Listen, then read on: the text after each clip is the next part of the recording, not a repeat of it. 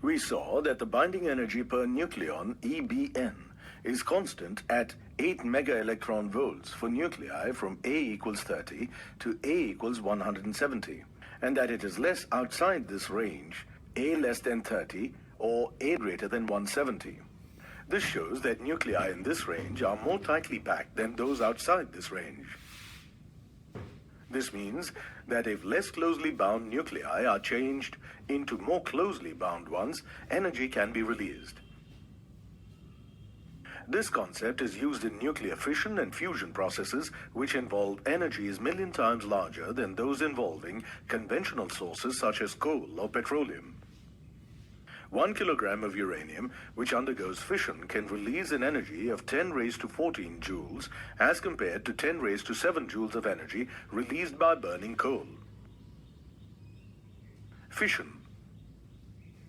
After James Chadwick's discovery of neutron, Italian-American physicist Enrico Fermi found that in fission reactions, when neutrons were bombarded onto nuclei of various elements, the nuclei were split. New radioactive elements were produced, and very large amounts of energy released.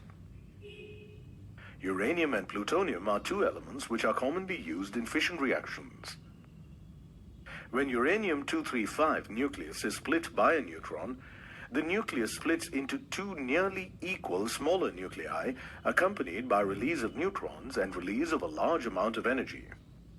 In the process, two new elements, barium-144 and krypton-89, are formed, as shown in the following equation. U-235 can form other elements also, as given by the following equations.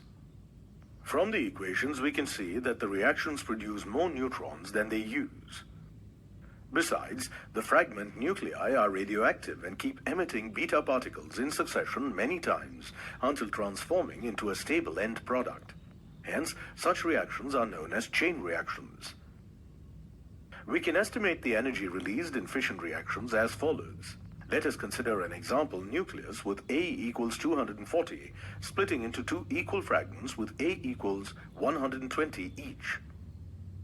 From the EBN curve, we know that for A equals 240, EBN is 7.6 mega electron volts. For A equals 120, EBN 8.5 mega electron volts. Therefore, gain in binding energy per nucleon is 0.9 mega electron volts. As this gain is per nucleon, gain in energy by the whole nucleus equals 0.9 into 240 mega electron volts equals 216 mega electron volts. This is the energy released in the process. The energy released in fission reactions manifests as kinetic energy of fragments and neutrons formed and is eventually dissipated as heat. Atom bombs cause uncontrolled nuclear reaction, releasing enormous energy and associated unpleasant results.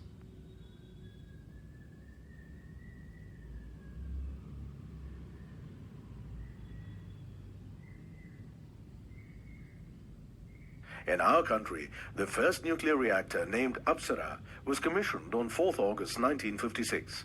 It used enriched uranium as the source. In this section, let us see how nuclear reactors work. Nuclear reactors use U-235 as the source. Neutrons emitted in fission reactions are very fast. Unless they are slowed down, they can escape the fuel. To prevent it, moderators are used in reactors. This visual illustrates how a moderator works. In some reactors, moderators serve as coolants, also to bring down the heat energy dissipated. Reactors are classified according to the moderator, coolant, and other design characteristics. Water, heavy water, D2O, and graphite are commonly used as moderators. BARC plant in Mumbai and the one at Kalpakkam near Chennai use heavy water. We saw that the number of neutrons multiply from one stage to another in a fission reaction.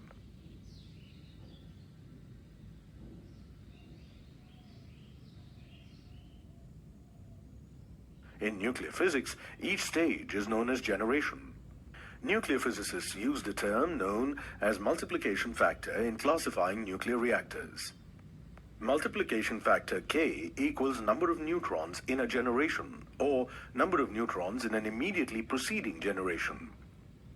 In other words, it is a measure of rate of growth of neutrons in a reactor. If K equals 1, it means that the two quantities are balanced at the maximum limit. In this situation, the reactor is considered to be critical in operation, analogous to critical condition of a patient in a hospital. If K greater than 1, the reactor becomes supercritical.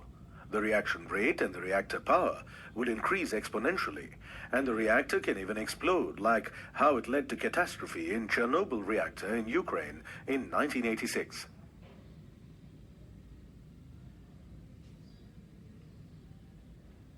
Multiplication factor is controlled, not to exceed 1, by using control rods made of some neutron-absorbing material such as cadmium.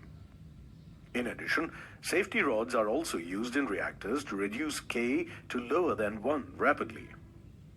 In nuclear reactors, unfissioned uranium pulls a neutron and forms plutonium, involving a series of reactions. Plutonium is also highly radioactive and fissionable. This animation illustrates a pressurized water reactor. This reactor uses water as a moderator and a coolant. The reactor basically consists of two components, known as primary and secondary loops, as shown in the schematic diagram. In the primary loop, water is circulated between the reactor core and the steam generator. In the process, water reaches the steam generator at about 600 Kelvin and 150 atmosphere. In the steam generator, water evaporates, giving rise to high-pressure steam to run the turbine, which drives the electricity generator. The low-pressure steam is passed through the condenser, where it gets cooled and forced back into the steam generator as water. The cycle repeats. As energy released in nuclear reactions is extremely large, as compared to that in chemical reactions, and we have seen before, energy is related to mass according to the mass-energy relationship. For example, 1 kilogram of U-235 releases about 3 × 10⁴ megawatts of energy. The mass of the fuel used in reactors is very low. Though energy level and K factor can be controlled, accumulation of nuclear waste consisting of fission products and transuranic elements such as plutonium and americium, which are formed in fission reactions, cannot easily be controlled.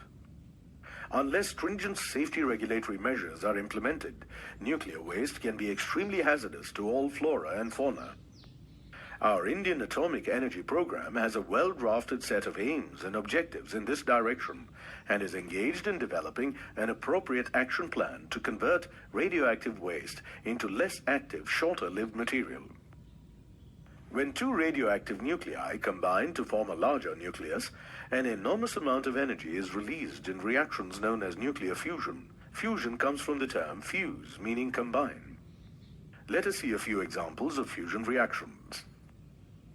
Two protons can combine to form a deuterium nucleus, known as deuteron, and a positron, and release 0.42 megaelectron volts energy, as illustrated in the following equation. Two deuterons can combine to form a light isotope of helium.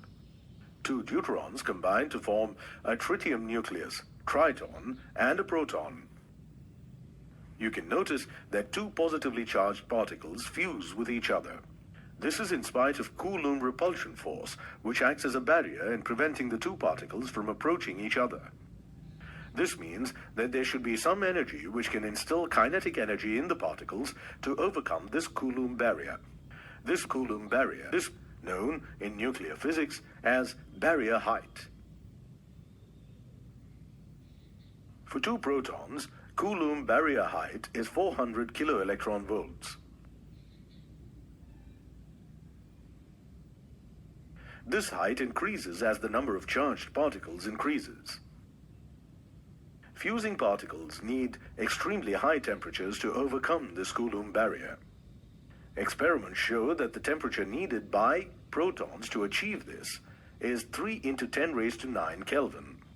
If in a fusion reaction particles acquire kinetic energy to overcome the Coulomb barrier by increase in temperature alone, The process is known as thermonuclear fusion, as the term itself clearly explains. Our Sun itself has a huge nuclear fusion reactor inside, 16 million degrees centigrade of temperature and immense pressure at the Sun's core cause atomic nuclei to fuse and liberate energy, which we all use. Physicists have discovered that solar winds are one of the consequences of fusion reactions taking place in the Sun. Fusion reactions in the Sun are represented by the following set of equations. Two hydrogen nuclei form a deuterium nucleus releasing a large amount of energy, 0.42 megaelectron volts, and a positron. Deuterium combines with another hydrogen nucleus and forms a tritium nucleus releasing gamma radiation and 5.49 megaelectron volts of energy. Two such tritium nuclei combine to form a helium nucleus and two other hydrogen nuclei along with 12.86 megaelectron volts. The above reactions form a cycle which continually repeats. The net reaction is given by the following equation. 4,1H1 plus 2 electron minus gives 2He4 plus 2V plus 6 lambda plus 26.7 megaelectron volt. Or 4,1H1 plus 4 electron minus gives 2He4 plus 2 electron minus plus 2V plus 6 lambda plus 26.7 megaelectron volt. Thus, at the end of each cycle, 4 hydrogen atoms combine to form a helium atom accompanied by the release of 26.7 megaelectron volts of energy. According to estimates, probably in about 5 billion years, Sun's core would be helium. Sun would begin to cool and start to collapse under its own gravity. This would increase the temperature of Sun's core, with consequent expansion of its outer envelope, and turn the star into what is called a red giant. Controlled thermonuclear fusion. The first man-made thermonuclear fusion took place at a place known as Eniwetok Atoll on 1st November 1952, when the United States of America exploded a fusion device. According to reports, the process generated energy equivalent to 10 million tons of trinitrotoluene, known as TNT. As fusion reactors are considered to be viable alternatives to fossil fuels in the future, an alternative source of fusion energy is being sought by countries, including India. Given the mass of cobalt nucleus as 58.93 and A equal to 59, find the nuclear density. Solution here, MC is 58.93. U equals 9.27 into 10 to the power of minus 26 kilograms. Nuclear density equals mass by volume. Equals 9.27 into 10 to the power of minus 26 divided by 4 pi by 3 into 1.2 into 10 to the power of minus 15 whole cube into reciprocal of 59 equals 2.171 to 10 to the power 17 kilograms per meter cube. Hence, the density of a cobalt nucleus is 2.171 to 10 to the power of 17 kilograms per meter cube. Example 13.2. Calculate the amount of energy present in 1 gram of any substance. Solution. We can use the following formula of mass and energy equivalence. E equals m into c squared. E equals 10 to the power of minus 3 into 3 into 10 to the power of 8 whole square joules.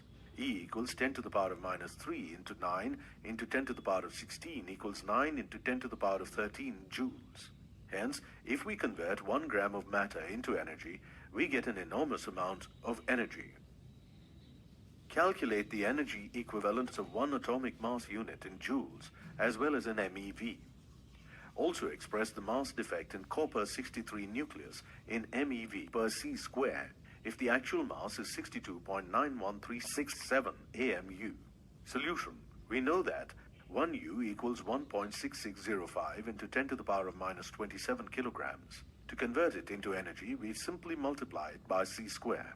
E equals 1.6605 into 10 to the power of minus 27 into 2.9979 into 10 to the power of 8 whole square kilograms per meter square per second square equals 1.4924 into 10 to the power of minus 10 joules equals 1.4924 into 10 to the power of minus 10 by 1.602 into 10 to the power of minus 19 eV equals 0.9315 into 10 to the power of 9 eV equals 931.5 MeV, or 1U equals 931.5 MeV per C square. For cobalt-63, combined mass equals 29 protons, 1.00728 AMU per proton, plus 34 neutrons, 1.00867 AMU per neutron, equals 63.50590 AMU. Mass defect equals 63.50590 AMU minus 62.91367 AMU equals 0.59223 AMU equals 0.59223 into 931.5 MeV per C square equals 551.66 MeV per C square. Hence, the amount of energy required to separate copper-63 nucleus into its constituents is 551.66 MeV per C square. Example 13.4. The half-life of radium-226 is 1,600 years. Calculate the activity of 1 gram sample of radium-226. Solution. We can use the formula R equals lambda n equals 0.693 by T half into n. We have T half equals 1,600 years equals 1,600 years into 3.16 into 10 to the power of 7 seconds per year equals 5.056 into 10 to the power of 10 seconds. But we don't have n. 1 kilomole of any isotope contains 6.025 into 10 to the power of 23 atom. Hence, 1 gram of radium-226 contains 1 by 226 into 10 minus cube kilomole into 6.025 into 10 raised to 23 atoms per kilomole equals 2.67 into 10 raised to 24 atoms. Hence, now we can easily calculate the decay rate R. R equals lambda n equals 0.693 by T half into n equals 0.693 by 5.056 into 10 raised to 10 into 2.67 into 10 raised to 24 per second equals 3.66 into 10 raised to 13 per second equals 3.66 into 10 raised to 13 BQ. Example. Sodium-24 has a half-life of 15 hours and is undergoing decay. What fraction of the sample will remain undecayed after 30 hours? Solution. After the first half-life, 15 hours, the fraction that would have decayed is half of the original. Hence, half of the original sample is still left. Similarly, after another 15 hours, the fraction that would still remain equals half of the remaining sample equals half of the original equals 1/4 of the original. Hence, 1/4 of the initial nuclei would remain undecayed after 30 hours. The following atomic masses are given. 92U238 equals 238.05079U. 2He4 equals 4.00260U. 90TH234 equals 234.04363U. 1H1 equals 1.00783U. 91Pa237 equals 237.05121U. Symbol Pa represents the element protactinium. Z equals 91. Find the amount of energy released when 23892U undergoes alpha decay. Explain why 23892U cannot emit a proton spontaneously. The alpha decay of uranium can be given by 92U238 gives 90TH234 plus 2He4. The energy released during this process is Q equals Mu minus MTH minus MHE into C square. We can substitute the atomic masses of the elements from the data. Q equals 238.05079 minus 234.04363 minus 4.00260 U into C square equals 0.00456 U into C square equals 0.00456 U into 931.5 MeV per U equals 4.25 MeV. Now, if 92U238 were to spontaneously emit a proton, the decay process could be given as 92U238 gives 91Pa237 plus 1H1. For this process, Q equals Mu minus MPa minus Mh into C square equals 238.05079 minus 237.05121 minus 1.00783 U into C square equals minus 0.00825 U C square equals minus 0.00825 U into 931.5 MeV by U equals minus 7.68 MeV. As Q is negative, the process cannot occur spontaneously. It also means that 7.68 MeV amount of energy would have to be supplied in order to let the reaction happen.